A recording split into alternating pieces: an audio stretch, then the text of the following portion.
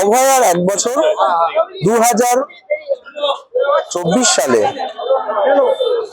ঐতিহাসিক না রহস্য তা এখনো ডানা বাজছে সবার মনে। 9 তারিখ রাত জাগো, 14 তারিখ রাত জাগর পরে অভয়ার মৃত্যুর বিচার চাইতে রাজপথে নেমেছে সাধারণ মানুষ থেকে রাজনৈতিক দলের সমস্ত কর্মীরা। সেটি বামপন্থী ছাত্র সংগঠন এসএফআই এর বামপন্থী যুব সংগঠন ডিওয়াইএফআই এর পক্ষ থেকে আজকে তামান্না এবং অভয়ার মৃত্যুর বিচার চাইতে ফুটবল প্রতিযোগিতা। আমার সঙ্গে রয়েছেন ডিওয়াইএফআই এর 115-122 নম্বর ওয়ার্ডের সম্পাদক অভিজিৎ চক্রবর্তী।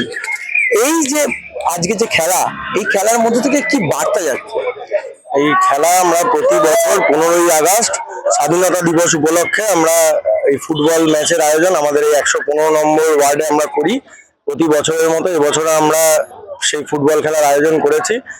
এই বছরের তাৎপর্য হচ্ছে, আপনারা জানেন যে 1 বছর হয়ে গেছে, অভয়ার বিচার এখনো অধরা, অভয়ার ন্যায় বিচার হয়নি। কিছুদিন আগে কালিয়াগঞ্জে উপনির্বাচনে তৃণমূলের যে বিজয় উল্লাস, সেই বিজয় উল্লাসের মধ্যে থেকে একটা 9 বছরের মেয়ে তামান্না খাতুনকে বলি হতে হয়েছে তৃণমূলের জয় উল্লাসে।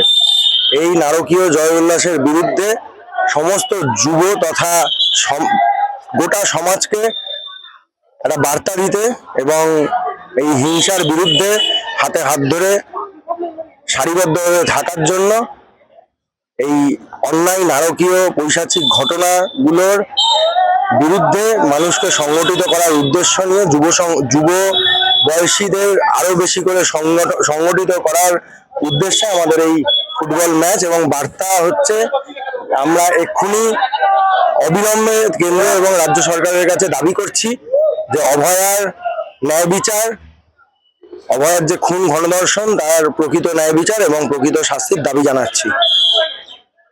এই যে অভয়ার খুন বা তামান্নার খুন, এই খুনের পরেও ভোট পরবর্তী হিংসা তো লেগেই থাকে সব সময়। এই 2011 সালের পর থেকে আপনারাই বিভিন্ন সময় অভিযোগ করেছেন মীনাক্ষী মুখোপাধ্যায় গাড়ি আটকেছিল বলে কিন্তু আজ অভয়া কাণ্ড মানুষের মুখে মুখে পৌঁছেছিল বা মানুষের সামনে উঠে এসেছিল। তো সেইখানে দাঁড়িয়ে একবার কি সরকারকে কোনো বার্তা দেবেন এই নারী ধর্ষণ বা নারী নির্যাতন নিয়ে?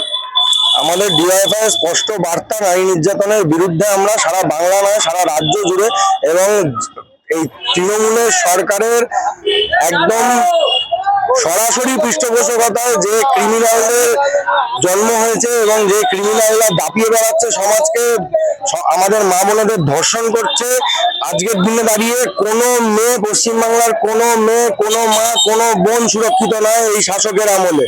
আমাদের স্পষ্ট দাবি হচ্ছে, নারী নির্যাতনের বিরুদ্ধে আমরা অভয়া এবং তামান্নার ন্যায় বিচারের দাবিতে আমরা আমাদের লড়াই জারি থাকবে। রাস্তায় থাকবে, মাঠে থাকবে, পথে থাকবে, ঘাটে থাকবে।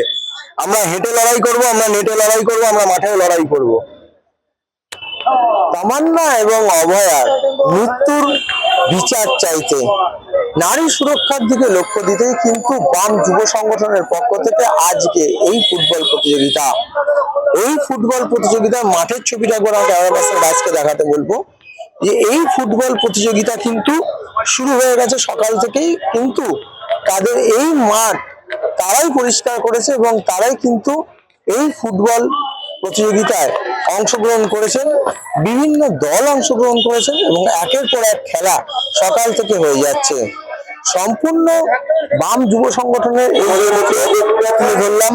এই মুহূর্তে আমরা রাজবর্মা, দেবন চক্রবর্তী, কলকাতা।